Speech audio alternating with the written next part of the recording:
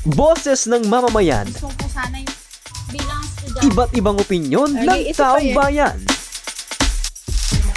Ang gusto ko talagang Ating alamin sa Kalye Survey.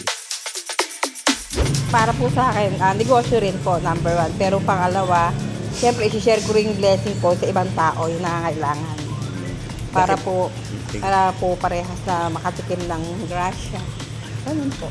Magtatayo po ako ng sariling pabrika ng ice creaman para hindi po kami nakikitinda lang. Saka siyempre po, hahatian kay aking mga kapatid para pare-pares kami maluwagan sa buhay. Ang pagbibigyan ko yung kawang gawa sa mga medyo tapos sa buhay, nakagaya ko. Kapwa natin mahirap po sa mga maralita, nakagaya ko. Ano po, pang negosyo po. Para po, syempre, yung pong pera na yon, kung di mo naman siya palalaguin sa magandang hanap buhay, hindi naman po siya madadagdagan, mauubos lang siya ng mauubos.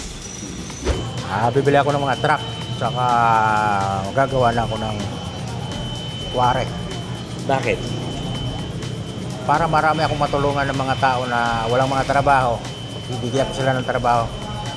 Yun, katulad sa akin, ito lang trabaho ko. Kaya, gano'n ang mangyayari pagka ako'y pinalad. Tumataya din ako paminsan-minsan. Ayun. Kaso lang, hindi lang natatsampahan. Sa At business bakit? sir, business po. Tapos para yung iba sir, para makatulong din sa mga kagaya ko na wala rin ganun. Matulungan din iba.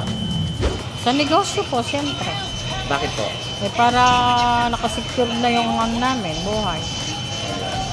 Bibigyan ko yung mga kamag-anak ko. Ganon. Tapos, itatabi ko yung matitira. At saka magninegosyo, ganon. Itutulong ko po yung iba, tapos unahin ko po negosyo. Then sa pamilya po. Yun na po. Bakit?